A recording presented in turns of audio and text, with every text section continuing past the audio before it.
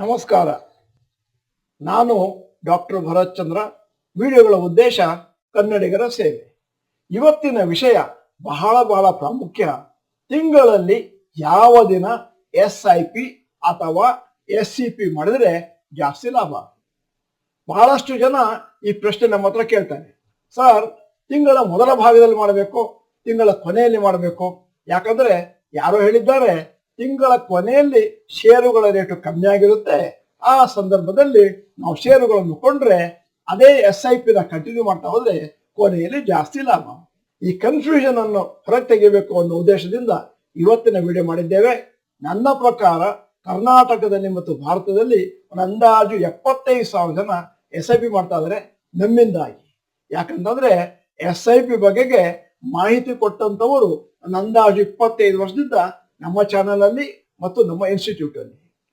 Beginning ಆದಿ month ಅಲ್ಲಿ ಮಾಡಬೇಕು, end ಆದಿ month ಅಲ್ಲಿ ಮಾಡಬೇಕು ಅನ್ನೋದಕ್ಕೆ ನಿಮ್ಮ ಮುಂದೆ ನಾನು ಒಂದಷ್ಟು ಅಂಕಿ ಅಂಶಗಳನ್ನು ಇಡ್ತಾ ಇದ್ದೇನೆ. ದಯವಿಟ್ಟು ಆ ಅಂಕಿ ಅಂಶಗಳನ್ನು ನೋಡಿ, ಅವಾಗ ನಿಮ್ಗೊಂದು ಐಡಿಯಾ ಸಿಗುತ್ತೆ. ಈ ಒಂದು ಅಂಕಿ ಅಂಶಗಳನ್ನು ನಾವು ಯಾರು ಇಂಡೆಕ್ಸ್ ಫಂಡ್ಗಳಲ್ಲಿ ಅಥವಾ ETF ನಲ್ಲಿ ಹಾಕಿದಾರೋ ಅದರ ಆಧಾರದ ಮೇಲೆ ತಗೊಂಡಿದ್ದೀನಿ. ಲಾಂಗ್ ಟರ್ಮ್ ನಮ್ಮ ಲೆಕ್ಕ ಸತತವಾಗಿ ಯಾರು 20 ವರ್ಷ SIP ಮಾಡಿದಾರೋ ಆ ಲೆಕ್ಕದ ಮೇಲೆ ಹೋಗುತ್ತೆ. 2006ರಿಂದ 2025 comparison of returns when invested on different dates. SIP ಅನ್ನು ತಿಂಗಳ ಮೊದಲನೇ ದಿನ ಮಾಡ್ತೇನೆ ಅನ್ನೋರಿಗೆ ನಿಫ್ಟಿ 100 ಇಂಡೆಕ್ಸ್ ಅಲ್ಲಿ ಹಾಕಿದ್ರೆ ಅವರಿಗೆ 13.75% ಒದಗಿ ಬಂದಿದೆ. 5ನೇ ತಾರೀಕು SIP ಮಾಡ್ತೇನೆ ಅಂದವರಿಗೆ 13.73% ಬಂದಿದೆ. 10ನೇ ತಾರೀಕು SIP ಮಾಡ್ತೇನೆ ಅನ್ನೋರಿಗೆ 13.74% ಬಂದಿದೆ. 15ನೇ ತಾರೀಕು ನಾನು ನಿರಂತರವಾಗಿ SIP ಮಾಡ್ಕೊಂಡು ಹೋಗ್ತೀನಿ ಅಂದವರಿಗೆ 13.75% ವರ್ಕೌಟ್ ಆಗಿದೆ.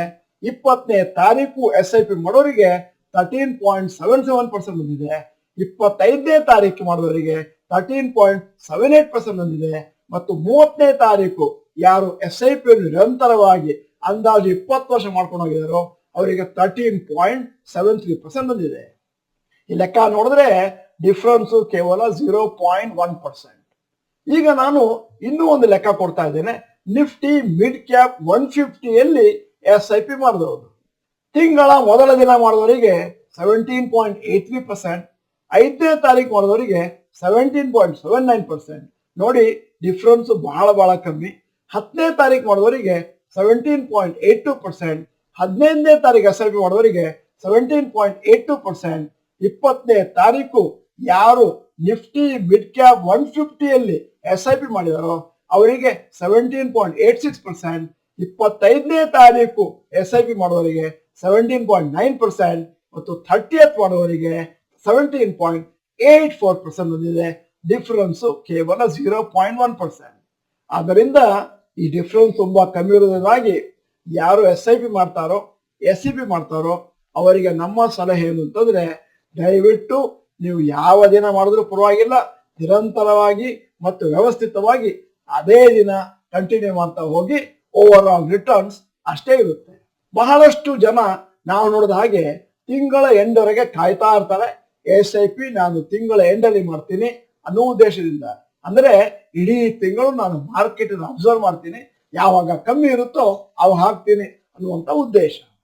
ಸಾಮಾನ್ಯವಾಗಿ ನಿಮಗೆ ಸಂಬಳ ಬರುತ್ತೆ, ನೀವು ಕಂಪನಿನಲ್ಲಿ ಕೆಲಸ ಮಾಡ್ತೀರಿ ಅಂತಂದ್ರೆ ನಿಮಗೆ ಸಂಬಳ ಬರೋದು ನಿಮ್ಮ ತಿಂಗಳ ಮೊದಲ ವಾರದಲ್ಲಿ. ತಿಂಗಳ ಕೊನೆಯ ವಾರದಲ್ಲಿ ನಿಮ್ಮ ಹತ್ರ ದುಡ್ಡು ಉಳ್ಕೊಳ್ಳದೆ ಇರ್ಬೋದು.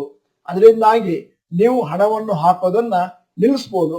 ಯಾಕಂದ್ರೆ ಸದ್ಯಕ್ಕೆ ಹಣ ಇಲ್ಲ, ಮುಂದಿನ ತಿಂಗಳು ಹಣವನ್ನು ಕಟ್ತೇನೆ. ಅವಾಗೇನಾಗುತ್ತೆ, ಒಂದು ಪರ್ಟಿಕ್ಯುಲರ್ SIP ಹಾಗೆ ಉಳ್ಕೊಳ್ಳುತ್ತೆ. ಒಂದು SIP ಅಲ್ಲ ಅಂತ ನೀವು ಒಂದಷ್ಟು ನೆಗ್ಲೆಕ್ಟ್ ಮಾಡ್ತೀರಿ. ಆ 1, 2, 3 ಹೀಗೆ 5-6 SIPಗಳನ್ನು ನಾವು ನಿಲ್ಲಿಸೋದ್ರಿಂದ ಮುಂದಿನ ದಿನಗಳಲ್ಲಿ ಯಾವ ತರದ ನಷ್ಟ ನಮಗಾಗುತ್ತೆ ಅಂತ ಆ ಅಂಕಿ ಅಂಶಗಳನ್ನು ಕೂಡ ನಿಮ್ಮ ಮುಂದೆ ಇಡ್ತಾ ಇದ್ದೀನಿ. ಈಗ ಎರಡನೆಯ ಕಾರಣ, ನೀವು ಯಾಕೆ ತಿಂಗಳ ಎಂಡ್ವರೆಗೂ SIP ಮಾಡಲಿಕ್ಕೆ ಕಾಯಬಾರ್ದು? ಯಾಕಂದ್ರೆ ಸಾಮಾನ್ಯವಾಗಿ ಜನ ಏನ್ ಹೇಳೋದು ಅಂದ್ರೆ, ತಿಂಗಳೆಲ್ಲ ನಾನು ನೋಡ್ತೇನೆ, ಅಕಸ್ಮಾತ್ ಏನಾದರೂ ಮಾರುಕಟ್ಟೆ ತಿಂಗಳಲ್ಲಿ ಡಲ್ ಆಗ್ಬೋದು, ಆವಾಗ ಹಣ ಹಾಕ್ತೇನೆ. ಅಕಸ್ಮಾತ್ ಮಾರುಕಟ್ಟೆ ಏನಾದ್ರು ಡಲ್ ಆಗೋ ಬದಲು ಮಾರುಕಟ್ಟೆ ಏನಾದ್ರು ತಿಂಗಳಲ್ಲಿ ಮೇಲಕ್ಕೋಯ್ತು ಅಂತಂದ್ರೆ ಆವಾಗ ನೀವು ಹಣವನ್ನು ಹಾಕೋದಿಲ್ಲ. ಮಾರುಕಟ್ಟೆ ಹೇಗಿದ್ರು ಮೇಲಕ್ಕೋಗಿದೆ, ಕೆಳಕ್ಕೆ ಬಂದ್ಮೇಲೆ ಹಣವನ್ನು ಹಾಕ್ತೇನೆ. ಹೀಗೆ ಲಾಂಗ್ ಟರ್ಮ್ ನಲ್ಲಿ ಹಣವನ್ನು ಹಾಕದೇ ಇರೋದ್ರಿಂದ ತುಂಬಾ ನುಕ್ಸಾನ್ ಆಗುತ್ತೆ, ನಷ್ಟ ಆಗೋಗುತ್ತೆ, ಕೆಲವು ಲಕ್ಷಗಳಷ್ಟು ಮೈನಸ್ ಆಗೋಗುತ್ತೆ. ನಿಮ್ಮ ಮುಂದೆ ಒಂದು ಸಣ್ಣ ಅಂಕಿ ಅಂಶ ಇರ್ತೇನೆ. ಈ ಅಂಕಿ ಅಂಶ ನೋಡಿದ್ರೆ ನೀವೆಂದಿಗೂ ಕೂಡ ನಿಮ್ಮ SIPಗಳನ್ನು SCPಗಳನ್ನು ಮಿಸ್ ಮಾಡಲ್ಲ. ಅಕಸ್ಮಾತ್ ನೀವೇನಾದ್ರೂ 25 ವರ್ಷ SIP SCP ಮಾಡ್ತೀನಿ ಅಂತಂದ್ರೆ, ಅಂದರೆ 300 ತಿಂಗಳು ಇನ್ವೆಸ್ಟ್ಮೆಂಟ್, ಪ್ರತಿ ತಿಂಗಳು 5,000 ಹಾಕ್ತೀರಿ, 15% ರಿಟರ್ನ್ಸ್ ಬಂದಿದೆ ಅಂದ್ರೆ ಲಾರ್ಜ್ ಕ್ಯಾಪ್ ಮ್ಯೂಚುವಲ್ ಫಂಡ್ ಅಲ್ಲಿ ಲಾಂಗ್ ಟರ್ಮ್ ಅಲ್ಲಿ ಹೋಗಿದ್ದೀನಿ ಅಂತಂದ್ರೆ ಫೈನಲ್ ವ್ಯಾಲ್ಯೂ 300 ತಿಂಗಳಿಗೆ 1,87,82,804 ಬಂತು. ಅದೇ ಏನಾದ್ರು 295 ತಿಂಗಳು ನೀವು SIP ಮಾಡ್ತೀರಿ, 5,000 ರೂಪಾಯಿ ಪರ್ ಮಂತ್, ಮತ್ತೆ 15% ರಿಟರ್ನ್ ಅಂದ್ರೆ ನಿಮಗೆ ಫೈನಲ್ ವ್ಯಾಲ್ಯೂ 1,29,78,670. ಡಿಫ್ರೆನ್ಸು 8,04,134 ರೂಪಾಯಿ ಆಗೋಯ್ತು.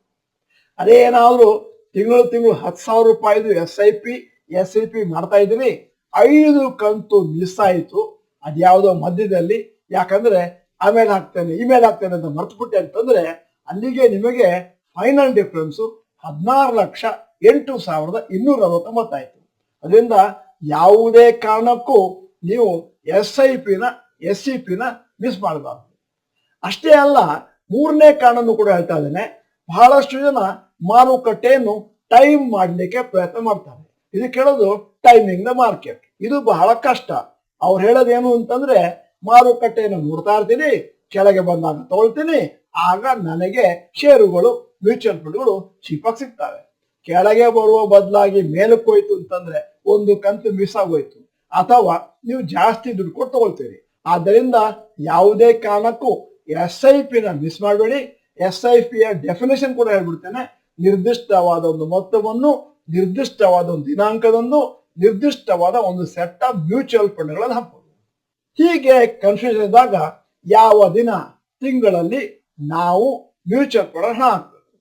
ನಾವು ಹೇಳೋದಿಷ್ಟೇನೆ, ಯಾವ ದಿನ ಹಾಕಿದ್ರು ಆಗುತ್ತೆ. ಒಂದು ನಮ್ಮಲ್ಲಿ ಶಿಸ್ತು ಇರಲಿ ಅನ್ನುವ ಕಾರಣದಿಂದ ಸಾಮಾನ್ಯವಾಗಿ ನಾವು ಎಲ್ಲರಿಗೂ ಹೇಳೋದೇನು ಅಂತಂದ್ರೆ, ಏನಿದ್ದರೂ ಕೂಡ ನಿಮ್ಮ ಬರ್ತ್ ಡೇಟ್ ಯಾವುದು. ಉದಾಹರಣೆಗೆ ನೀವು 11ನೇ ತಾರೀಕು ಮೇ ಹುಟ್ಟಿದ್ದೀರಿ ಅಂತ ಇಟ್ಕೊಳ್ಳೋಣ. ಅವಾಗ 11ನೆಯ ತಾರೀಕನ್ನ ನೀವು ಪರಿಗಣಿಸಬೇಕಾಗ್ತದೆ. 11ನೇ ತಾರೀಕು ಮೇ, 11ನೇ ತಾರೀಕು ಜೂನು, 11ನೇ ತಾರೀಕು ಜುಲೈ, ಈಗ ಪ್ರತಿ ತಿಂಗಳು 11ನೇ ತಾರೀಕು ತಪ್ಪದೆ ಹಣವನ್ನು ಹಾಕೊಂಡು ಹೋಗಿ. ಇದರಿಂದ ನಿಮಗೆ ಒಂದಷ್ಟು ಡಿಸಿಪ್ಲಿನ್ ಇರುತ್ತೆ. ವಿಡಿಯೋ ಮುಗಿತಾ ಇದ್ದ ಹಾಗೆ ನಿಮಗೊಂದು ಪ್ರಶ್ನೆ ಕೇಳ್ತಾ ಇದ್ದೇನೆ. ಸದ್ಯದ ಮಟ್ಟಿಗೆ ನೀವು SIP SCP ಮಾಡ್ತಾ ಇದ್ದೀರಿ ಅಂತಂದ್ರೆ ಯಾವ ದಿನ, ತಿಂಗಳ ಯಾವ ದಿನ ನೀವು SIP ಮಾಡ್ತಾ ಇದ್ದೀರಿ ಅಥವಾ SCP ಮಾಡ್ತಾ ಇದ್ದೀರಿ, ದಯವಿಟ್ಟು ಆ ಡೇಟ್ ಅನ್ನು ನೀವು ಕಮೆಂಟ್ ಬಾಕ್ಸ್ ನಲ್ಲಿ ಟೈಪ್ ಮಾಡಿ. ವಿಡಿಯೋನ ಆದಷ್ಟು ಎಲ್ಲರಿಗೂ ಫಾರ್ವರ್ಡ್ ಮಾಡಿ. ಯಾಕಂತಂದ್ರೆ ಇದನ್ನ ಮಾಡ್ತಾ ಇರೋದು ಕನ್ನಡಿಗರ ಸೇವೆ ಅಂತೇಳಿ ಆದಷ್ಟು ಜನ ಫೈನಾನ್ಷಿಯಲ್ ಪ್ಲಾನಿಂಗ್ ಮಾಡಲಿ. ವಿಡಿಯೋನ ಎಲ್ಲರಿಗೂ ಫಾರ್ವರ್ಡ್ ಮಾಡಿ, ಕಮೆಂಟ್ ಮಾಡಿ, ಮತ್ತೆ ವಿಡಿಯೋನ 1 ಸತಿ 2 ಸತಿ 3 ಸತಿ ನೋಡಿದ್ರೆ ನಿಮ್ಮ ಮೋಟಿವೇಶನ್ ಲೆವೆಲ್ ಮೂಲಕ ಹೋಗುತ್ತೆ. ನಮಸ್ಕಾರ.